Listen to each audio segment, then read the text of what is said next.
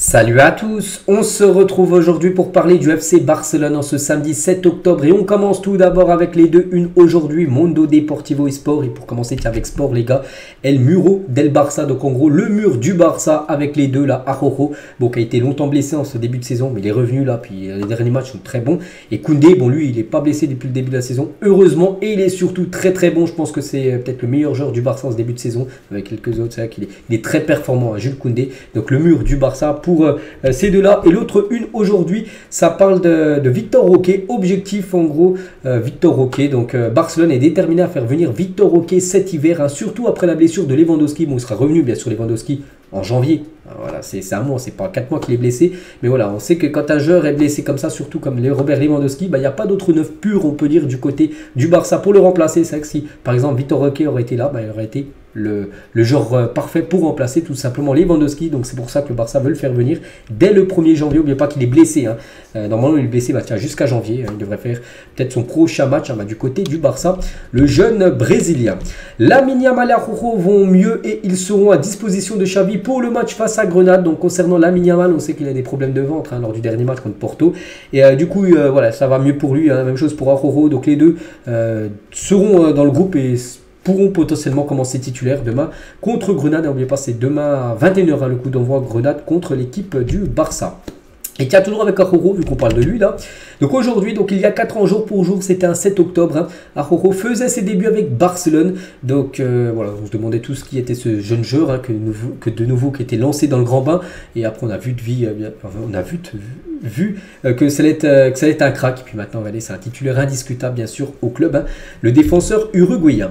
On va parler de Xavi. Donc Xavi qui a dirigé son 100e match, hein, du côté du Barça, c'était contre Porto. Et Xavi quand même a reçu 14 cartons jaunes et un carton rouge depuis qu'il a rejoint le Barça en tant qu'entraîneur. Quand même pas mal de cartons, quand même un carton jaune, 14 jaunes, hein, c'est énorme, hein, surtout pour l'entraîneur, c'est-à-dire qu'il parle beaucoup, des fois il s'embrouille avec le 4e arbitre et il a même pris un rouge un coup, le coach Xavi. Ferran Torres sera le remplaçant de Lewandowski suite à la blessure de Robert Lewandowski, hein, vu que Lewandowski n'est pas là, demain il est forfait bien sûr, même si on ne connaît pas encore le groupe. Il ne va pas jouer demain vu qu'il est forfait un mois. Donc ça sera certainement Ferran Torres qui sera le titulaire et en gros le remplaçant pendant ce mois où il n'y aura pas Robert Lewandowski. Heureusement qu'il y a la trêve, hein, parce que pendant au moins 15 jours il n'y aura pas de match du Barça. C'est-à-dire que comme ça Lewandowski pourra se rétablir. Bon, après une autre option les gars, ça peut être aussi Félix, hein. Voilà, Xavi voit aussi Félix comme une option en neuf, hein. Bon, je pense que le plan A reste comme Ferran Torres. Le plan B peut être pourquoi pas Félix, hein, bien évidemment. Et il y a une autre option, vraiment peut-être le plan C les gars. Donc tout indique aussi que Pau Victor du Barça Athlétique, donc l'équipe B, est appelé pour remplacer Lewandowski. Bon, après j'ai pas dit qu'il allait jouer, juste ça se peut qu'il soit dans le groupe, hein, vraiment. Imaginez, les deux se blessent là. Imagine Ferran et Félix, il y en a un qui est suspendu, l'autre qui se blesse. C'est pour ça qu'il aura peut-être une carte à jouer, ce jeune Pau Victor, vu que c'est un attaquant, hein, de l'équipe réserve. Suite aux blessures de Rafinha et Lewandowski, le Barça a encore 3 attaquants en bonne santé pour 3 positions offensives, hein, donc les 3 là. Et tous les 3 partent avec leur équipe nationale, donc avec le Portugal et avec l'Espagne, hein, pour les 2 autres. Nous devrons allumer des bougies pour que le virus de la FIFA soit bienveillant et surtout pour qu'il n'y ait pas de blessures. Imaginez, en plus on sait que là, les blessures touchent le Barça depuis pas mal de temps quand même. Et voilà, donc là on va croiser les doigts que c'est trêve internationale, qu'il n'y a pas de nouveaux blessés, surtout dans le secteur offensif, parce qu'actuellement il y a pas mal de blessés. En défense ça va, hein, les défenseurs sont revenus, à Araujo, tout ça est revenu, mais en attaque là c'est avec Rafinha, avec Lewandowski, tout ça en moins, donc c'est pour ça qu'il va falloir pas de nouveaux blessés dans le secteur offensif. On va parler de Christensen, vu que maintenant il y a plein de décès. Christensen joue un petit peu moins vu que la doublette maintenant en défense centrale ça reste Araujo et Koundé. Donc Xavi pourrait parier sur Christensen comme pivot, c'est-à-dire numéro 6 de secours, hein, tant que le fair play limite les signatures, hein. Donc le Danois possède une expérience significative, il a notamment joué à ce poste pour l'équipe nationale U21 et avec les jeunes de Chelsea à l'époque. Il a déjà occupé, maintenant on sait que c'est un décès pur, mais il peut dépanner pourquoi pas en tant que pivot. Voilà, Christensen. Voilà, c'est une option bien sûr pour Xavi. On va parler de la prochaine trêve, hein. Il y a les 4 joueurs du Barça appelés en sélection espagnole. Donc il y a Gavi, il y a Baldé, il y a Lamine Yamal et Ferran Torres ont été appelés par l'Espagne, hein, par Luis de la Fuente, le sélectionneur. Donc félicitations bien sûr aux 4. On peut voir la liste complète avec bien sûr les 4 joueurs du Barça et de la Fuente, le coach de l'Espagne. Il a dit, hein, vous souvenez-vous de l'époque où Messi ou Maradona avaient 16 ans? Il ne faut pas imposer de limites aux bons footballeurs, il faut leur permettre de développer leur potentiel. C'est ce que j'essaie de faire avec Lamine Yamal. C'est vrai qu'il a 16 ans. Normalement, il aurait dû être avec au moins, bon, même pas les espoirs, les U19, hein, de l'Espagne. Donc là, il n'est même pas avec les U19, il est avec espoirs. Et là, il est avec les groupes pro, c'est-à-dire qu'en gros, il ne faut pas poser de limite. Hein, c'est pas qu'il a 16 ans, qu'il ne peut pas venir avec l'équipe première. Il a les qualités pour être dans l'équipe première. Et c'est pour ça qu'il a appelé tout simplement le jeune Lamine Yamal. N'oubliez pas que c'est un record du côté de l'Espagne, bien sûr, par rapport à un joueur qui a joué aussi jeune avec la sélection A. Du côté de l'équipe U21, donc les espoirs, donc Fermin Lopez lui a été appelé avec l'équipe espoir espagnole, donc félicitations à lui, et aussi Pablo Torre, prêté par le Barça. N'oubliez pas, il est prêté, je ne sais même plus où, Pablo Torre, bref, donc Girona, bon bref, je ne sais plus. Voilà, ils sont appelés avec l'équipe Espagne U21, avec les espoirs, donc félicitations bien sûr à Fermin Lopez et Pablo Torre qui est en prêt. Concernant les autres joueurs du Barça, tiens, qui vont partir en sélection, comme les deux Allemands Ter Stegen et Gundogan, qui sont appelés par Nagelsmann pour les 2 prochains matchs contre je sais plus c'est qui joue à l'Allemagne. Je crois qu'il y a les États-Unis au programme, puis le Mexique, je crois, pour l'Allemagne. Et concernant le Portugal, donc Cancelo et Félix ont été appelés par le Portugal pour les 2 prochains matchs contre la Slovaquie et la Bosnie pour la sélection portugaise. On va parler de Batian Cancelo, vu qu'on parlait de lui. Bonne nouvelle pour lui, il est avec le Portugal. Et bonne nouvelle aussi pour lui, parce que son but contre le Betis a été élu plus beau but du mois de septembre en Liga. Félicitations bien sûr à Cancelo. Donc voilà, pourtant un trophée pour un défenseur c'est plutôt rare. Il le remporte à ce prix du plus beau but. Et concernant le prix du meilleur joueur, tiens, c'est l'ancien Blaugrana. Bon, il avait joué dans la Masia à l'époque. C'est Kubo les gars qui remporte le prix du mois de septembre en Liga. Félicitations à lui. On va parler d'un ancien joueur, Franck Kessié, qui a été transféré pour 15 millions d'euros l'été dernier du côté de Al Ahly. Donc Franck Kessié a été victime d'une collision à la tête contre Al Ittihad. C'était un gros choc, c'était hier soir. Quelques instants plus tard, il a marqué. Donc en plus son équipe s'est imposé 1-0, c'est son but, c'est le seul but du match, donc un but très important pour Franck Kessié. On lui souhaite un bon rétablissement. Et Franck Kessié, une petite info concernant le joueur ivoirien, donc si le Barça n'était pas si désespéré de vendre des joueurs cet été, parce qu'en gros il a été vendu parce que le Barça devait vendre en gros. Le Barça, ils n'avaient plus le choix, ils devaient vendre des joueurs, c'est pour ça que Kessié était sur la liste et du coup il a été vendu 15 millions.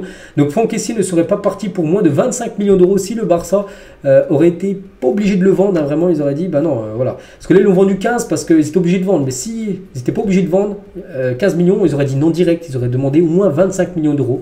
Je pense que oui, il valait plus cher. Franck Kessié, bon après, n'oubliez pas quand même qu'il est arrivé gratuitement. Donc le Barça a quand même récupéré 15 millions d'euros avec la vente de Kessié qui fait les beaux jours maintenant du côté de Al Ahly. Le Barça sort une collection créée par Nike et Pata. J'avais montré ce maillot, tiens, la troisième personne, la plus grande là, avec le maillot Pata, je l'avais montré une collaboration. Ça y est, c'est officiel les gars, ce maillot est disponible par exemple sur les boutiques officielles du club.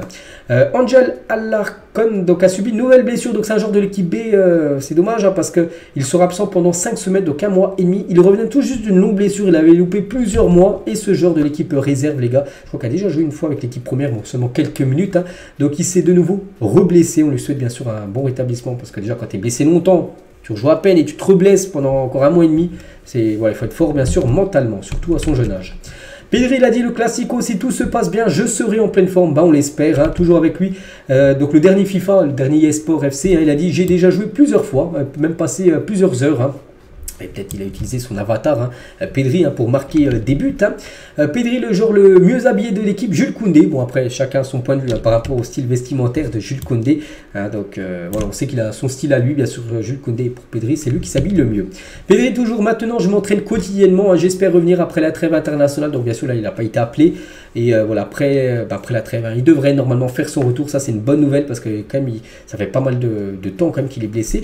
Le joueur Pedri. Si le Barça s'est renseigné sur la signature de Xavi Simons, ancien joueur des jeunes, il était du côté de la Masia, donc après il est parti au PSV, au PSG, maintenant il est à Leipzig en prêt, et le Barça essaie de regarder si c'est possible tout simplement un retour de Xavi Simons. Bon après ça reste très compliqué. La Liga enquête sur les chants des fans de Barcelone contre Sergio Ramos lors du match, c'était il y a 8 jours, vendredi dernier, contre Séville. La semaine dernière la foule aurait scandé, bon on peut voir l'insulte, je vais pas dire, vous savez ce que c'est, et du coup la Liga ouvre une enquête, attention, le Barça pourrait être bien sûr sanctionné financièrement et peut-être pourquoi pas derrière les buts, enfin la tribune où il y a eu ça, pourquoi pas à huis clos, c'est ce qu'il pourrait avoir.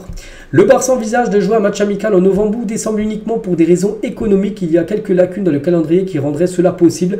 Il y a une période peut-être il y a un espace pour jouer, on va dire, peut-être il y a un match le samedi, l'autre match le samedi d'après, et en gros peut-être le Barça pourrait organiser un match amical, à titre bien sûr, but lucratif, pour apporter de l'argent financièrement.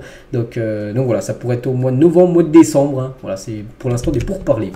Et on finit, je crois, sa dernière info, les gars, avec ce Classico. Regardez, c'était il y a 11 ans, jour pour jour, un Barça au Camp Nou contre le Real Madrid. Donc les deux grands clubs espagnols s'affrontaient de partout. Regardez les deux buteurs, Messi doublé, Ronaldo doublé lors des grands Classicos, bien sûr, il y a quelques années. Donc voilà, les gars, ce qu'on va dire aujourd'hui. J'espère que ça vous a plu. On se retrouve demain. Demain, on fera l'avant-match, bien sûr, de la rencontre contre l'équipe de Osasuna. Non, c'est pas Osasuna, c'est Grenade plutôt au programme. Demain, et moi, je vous souhaite un bon samedi et à demain.